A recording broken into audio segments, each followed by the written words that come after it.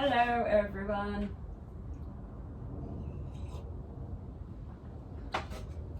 Homeschooling. I have been homeschooling my children for coming up on a year and a half now. I am what I like to call a term I'm gonna coin, like a pre-COVID homeschooler, where I chose to do this prior to the pandemic. But with the pandemic, I think there are a lot of people who are questioning whether it might be a right temporary or permanent solution. And I want to offer out some, like, my big overall advice that people always come to me for, and see if I can't just hammer out some of that for anybody who is curious. And there are a couple of what I call homeschooling pre-thoughts that I think that anybody needs to think about. Number one, and I think this has to be, quite honestly, the first thing that you ask yourself as a parent or as a educator, like, do I have what it takes? Now, with that being said, you know yourself, you know yourself. What I am going to say is, I think that in order for a person to have what it takes, you have to like learning. You can't possibly be a good teacher for your students, for your children, if you don't like learning. Yes, you can. You can still do it, but you're not going to be good at it. You're not going to enjoy it, and they're not going to enjoy it. So if you're like the type of person who likes to try new things and gets curious asking questions about things that you're doing, whether it's a small project, you like scanning Pinterest and finding projects to do, you like reading books and telling people about them, could be another type of thing, or you like engaging with people, these types of things. Like, if you are curious yourself by nature, I think that homeschooling will be just fine for you. Now, if you don't like education, you're not a good teacher, and you're not curious yourself, I'm not saying you won't succeed. I'm just saying, if you can go into it and you're already that type of person, the whole journey will probably be a lot more pleasant for yourself and easier. Number two, a pre-thought that you have to think about is, before you even get into curriculum or any of the specifics, it is what I like to call, like, the angle of homeschooling that you're going to take. And the reason I say this is, people, when I went in, at least pre-COVID, and you're a homeschooler, a lot of people automatically assume that I am a religious-based homeschooler. I'm not going to comment on how the different approaches people take and my personal opinions on that. But I will say that I knew I'm secular, which means a secular homeschooler. I don't use religious dogma or religious texts to help me teach. I use science-based texts and things you would find, honestly, like the public school system delivers secular education, and that's the type of education I deliver in my home. So are you going to be a secular or a religious homeschooler, I think, are important questions, because when you go to seek out advice from other homeschoolers, other homeschooling groups, honestly, if you're a religious homeschooler, what the secular homeschoolers got going on is probably going to directly interfere with maybe some of your angles and what your thoughts are. Vice versa, if you're a secular homeschooler and you know some religious texts and religious education materials aren't going to be helpful for you, that doesn't mean you can't be a religious person and give secular education, or a secular person and give religious education, I suppose. But you need to realize that first. So once you kind of know, all right, for me, I knew I am an educator. I enjoy teaching people about things. I enjoy engaging in the world around me and asking questions. And I know that I like my education with a secular angle. That's what I went into the whole journey with. That was all I had, was those two things I had kind of figured out. So then almost everybody, the next things I'm going to get are, like, what I like to call the big three, kind of four, but the big three are curriculum, testing requirements, and social interactions / sports. That's why I said four, because sports is, social interaction. So going through that, I'm going to go through them like each kind of one by one, and I'll start, curriculum testing and then the social interactions. Now, before you get into curriculum, you're going to come across so many words that are very intimidating. When you start looking it up, everybody instantly, what curriculum am I going to use? Well, I just want to shatter your brain for a second. You don't have to use curriculum. I'm not saying that's right for everybody, but first and foremost, what curriculum should I use, I think is the wrong question. The right question is, do I want curriculum-based education or not? Or, maybe you would prefer a hybrid, use curriculum, but also use alternative education options. Curriculum-based education is what, I went to public school, going to college, what you usually think of as education. It's typically curriculum-based, but there are many a research paper that has been written about alternative options for education, and curriculum-based is not the only way.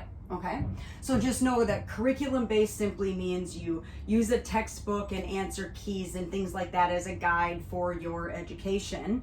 And then non-curriculum-based can be anything other than a textbook. So, you do some non-curriculum-based education in school as well, from projects to field trips. But when I'm living at home, I like to think of it as everyday experiences. Now, I truly believe that children are biologically created to question and learn and ask. That's why they never shut up. What time are we doing? Where are we going that? Why is that way? I think the sky is blue because, maybe somebody who painted it really likes a blue color. And speaking of blue, did you ever know blue's a color and it's also a feeling? So on and so forth. Children are just already have the lights, the light switch turned on to learn constantly. So everything that I do in my household, I like to think of every day as a homeschool day. Every moment, it's I look at, is my child curious about this? And if my child is curious, then we can dive deeper into it and answer some questions and learn some things.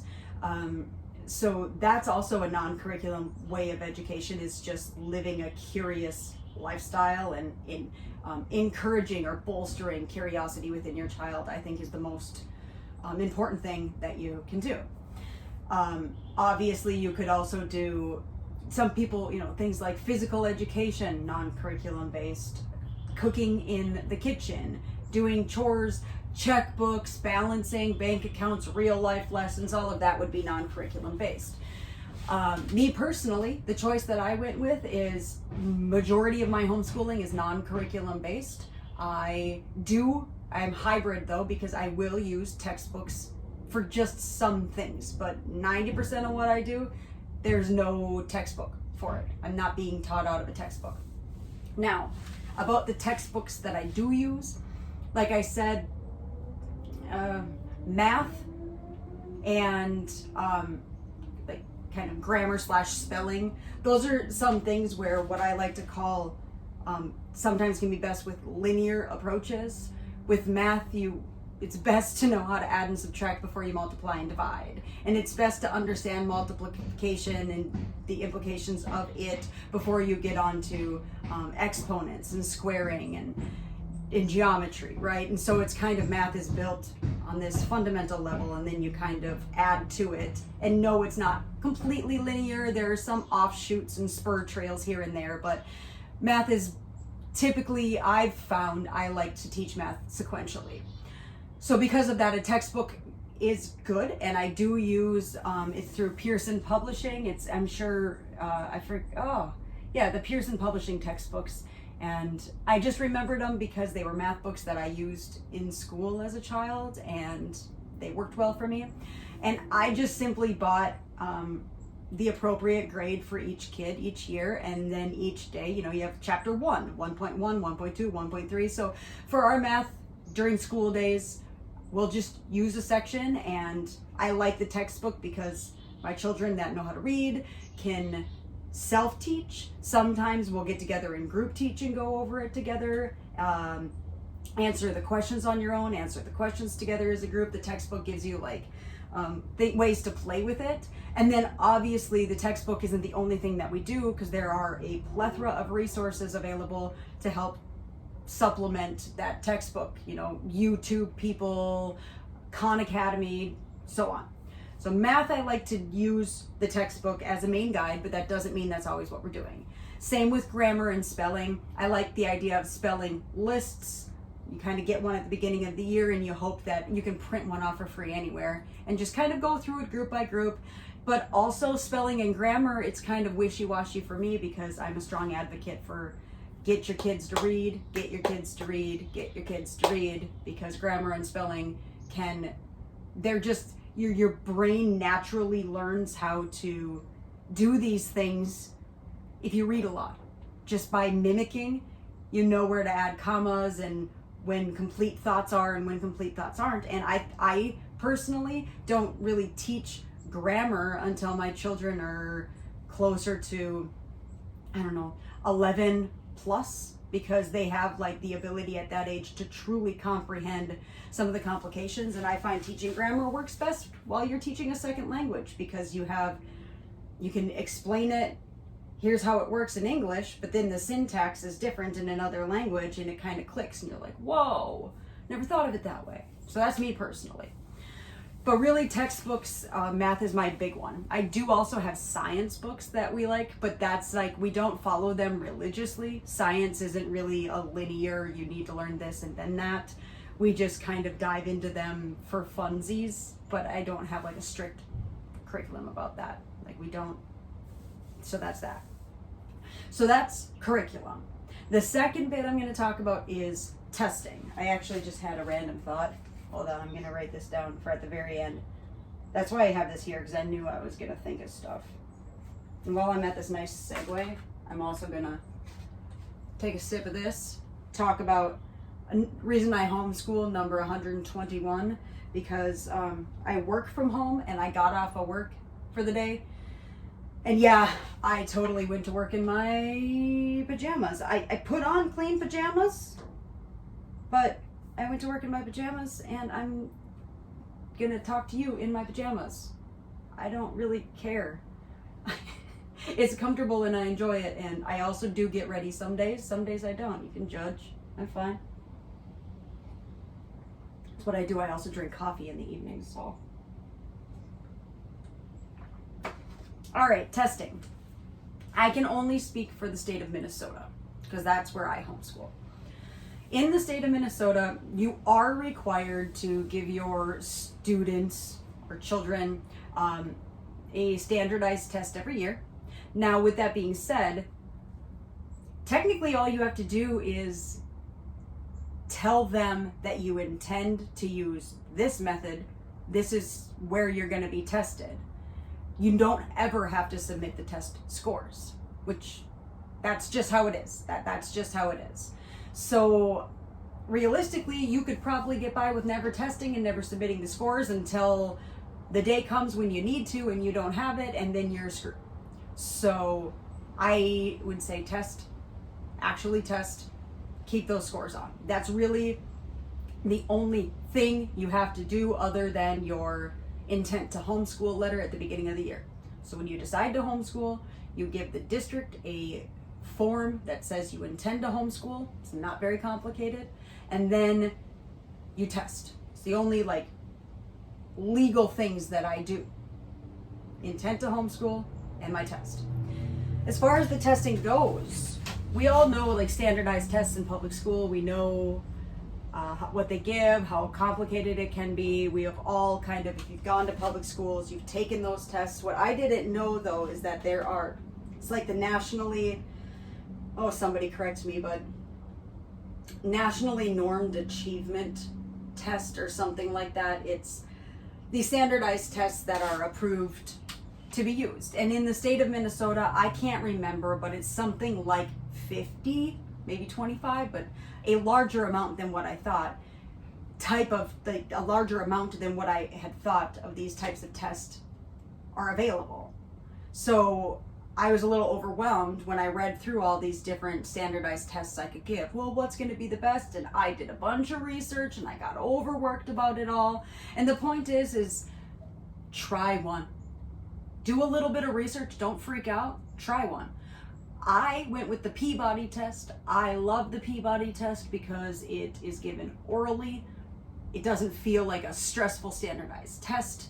My kids just sit down with the tester. The tester has a structured way of talking to the children and asking them questions, but in doing so can gauge their progress. And that's what I went with. Some other, like the Iowa standardized test is another popular one. There's all these different versions that everybody's going to talk about what's best for them. Testing is one thing where you're going to have to do a little bit of your own research, but honestly, don't stress too much. You could take one test one year and you could try out a different test as long as it's on that list. That's really all you got to do is give a test that's on that list. I wouldn't stress too much. I don't ever do test prep.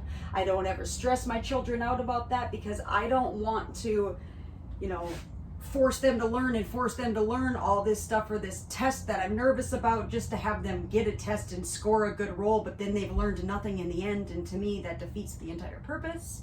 So I like Peabody because it's a relaxed way of gauging where my kids are at. I also like testing because it's a good litmus for myself year to year. Where are my children at? What has improved dramatically? What could I work more on? It's just kind of a nice statistic for me to analyze myself with. That's just kind of fun. And then I could even use their test scores as a math problem with statistics to show my children. Anyways, getting out of hand. So that's testing. It's you don't have to submit the scores. Like I said, you keep those scores for yourself. Technically, you could get by without testing and just telling the district you want to test, but that could and will bite you in the tush when you want your children to graduate or when you want your children to go PSEO or anything later down the line. So check that out. And then, social interactions, I'm going to move on to next. But I am going to circle back real quick and talk about one other thing with the curriculum that I thought about. And that's also that you're going to find, if you decide to go with a curriculum-based education system, you want to use textbooks and things that other people have already laid out and structured for you. You're going to find so many people that are like, there's the Montessori method, there's Singapore math, there's all these. It can be daunting and scary to know which one's right. And some of these books, when they're brand new, you're spending a lot of money on them potentially. So how do you know what to use? And that's where I tell people, honestly, don't stress about it. For young children, just start with math problems on a piece of paper and working through that before you start freaking out about where you're going to go. I have one daughter, for instance, who loves history. So sometimes, because as I've worked with her, I know that she loves history and what she can dive into. I might go and spend a little extra dollar on something I read about for her, but we didn't start with that. We started with pretty much nothing and worked up to having an idea of what we want. So don't be overwhelmed with all of the different types of curriculum or different approaches to education that you could take. I would say start with your own version. I started with Molly's version of education, and I've pulled a little bit from here and there, and I'm always changing, always modifying, always open to try something new, and I'm always open to say, you know what, this isn't working, I'm going to switch it up, or I'm asking too much of the kids, or I'm not asking enough. I'm always changing it. So that's my last bit on curriculum. The third piece about social interactions. So much. That's the number one thing I get. People will ask my children in front of me, do you feel like what would that mean? It's just, homeschooling seems great, but it's the social part that just, it makes me, okay, here's what I got to say to that. Have you hung around with large groups of kids? And have you been a teenager or a young child yourself in school? Do you understand how No, I don't miss my kids having some of what they dealt with in their life.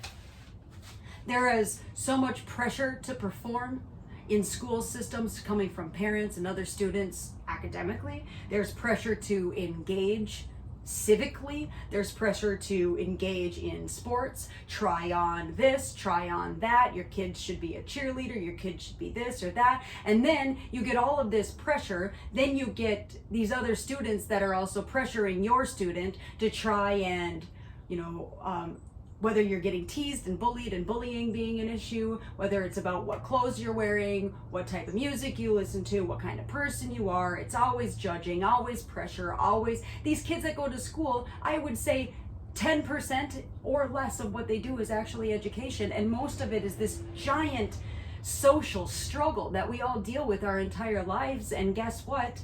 The smaller your world is, the less struggle you have. My children have good friends. They have close friends, but they don't have a whole lot of them. And I'm okay with that.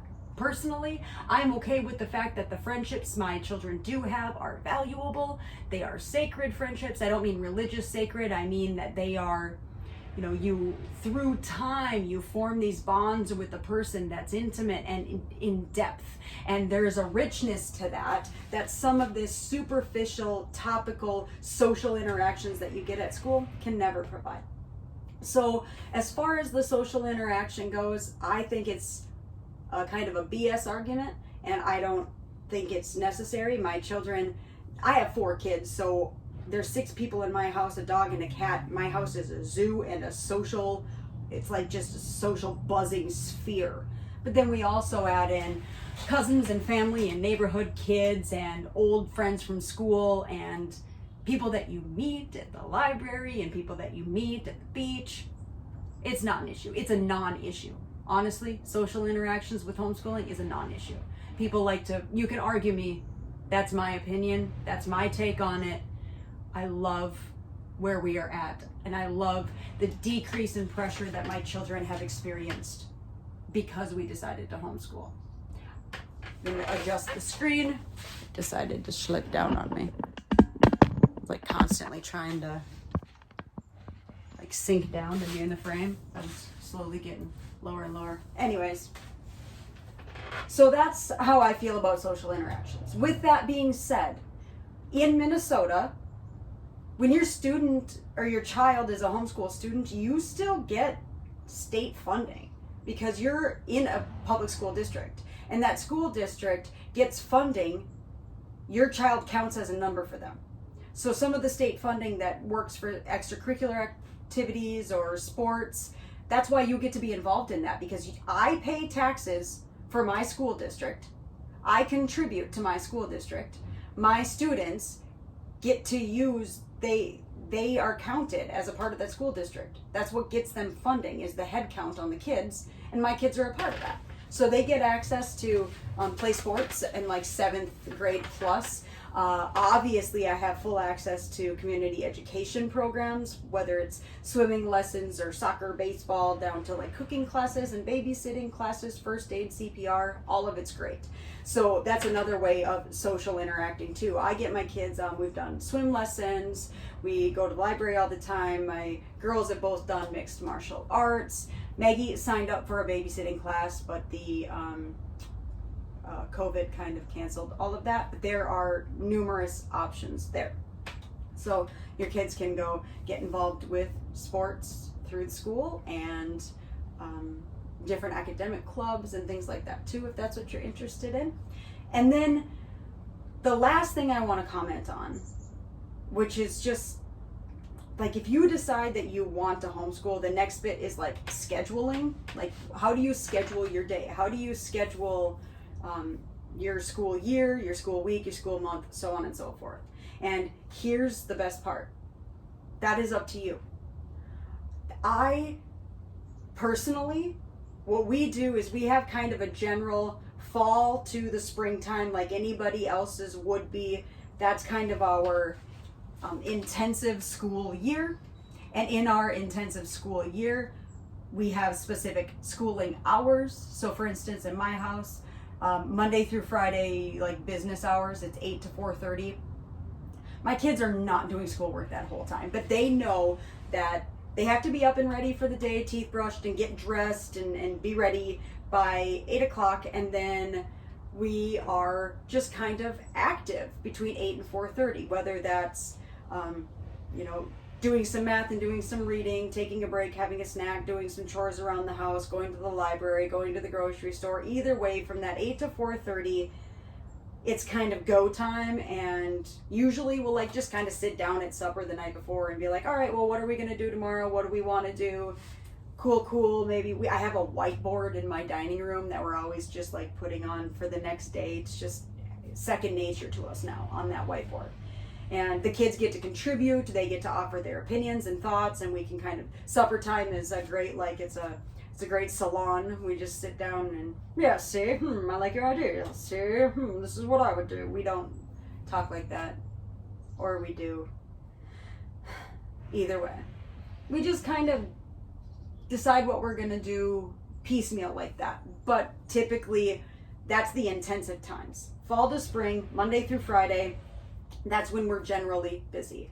Now, I don't stop homeschooling though. I don't have an end of year. I don't have a beginning of year. We have our summertime, which typically, it starts sometime in May, and a lot of times, like, we don't start up the more intensive period until closer into like October, whatever. That's not set in stone either. But in the summer, it's a little more relaxed. We don't do, we still have, like, my kids, they have to read every day. That's like, I just press that. That's my number one thing, is you gotta read. I don't care. You gotta read. And they also know that Monday through Friday, even in the summer, it's still kind of game time during those hours. I might not have as much educationally based material for them on a day-to-day basis, but they still have to read.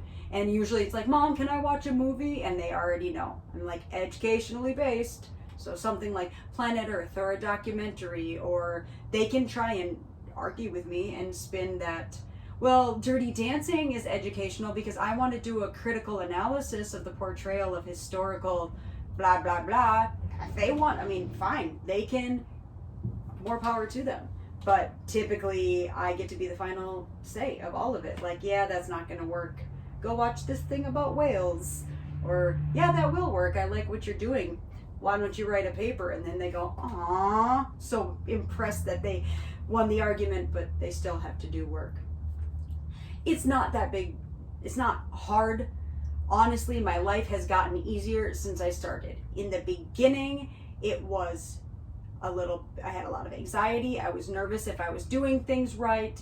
But here's my advice to you. Just do it. Figure it out as you go, and don't stress about it. Stress is only going to make it worse.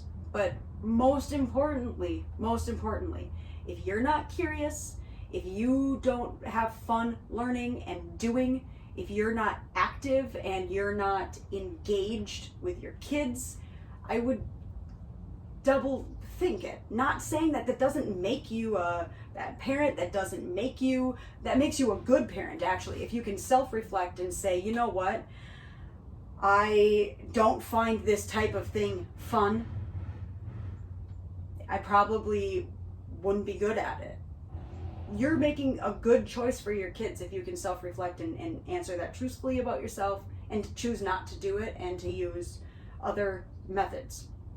But most people who start to explore the idea of homeschooling naturally, I find, are already that kind of person. If you're thinking about doing this, you're already thinking. And that's the key. Always thinking, always pushing, always discovering, always questioning. When my kid is out making a mess on the deck with some water that he's spraying all over the place, and instinctually I want to yell at him and tell him, like, don't do that, you're gonna make everything a mess, and we just blah blah blah. But then I see the way he's staring at the water when it's coming out of the hose and the puddles that it's forming, and I see that he's curious about what's happening and what happens when I put this here and what happens when I try to spray the cat. He's trying to answer his own questions about the world around him.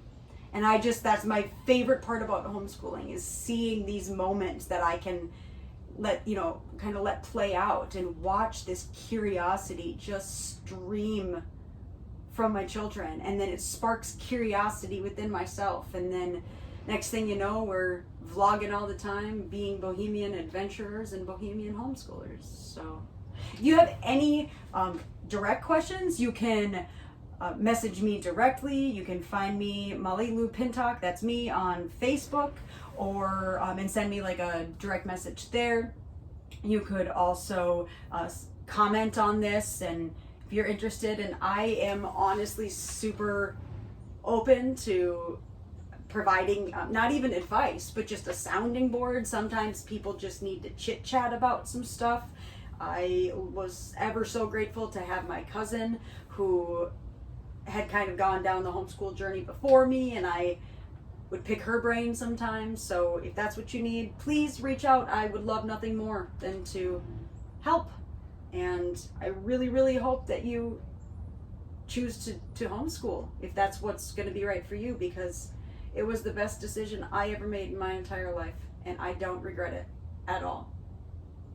I really hope everybody has a good night.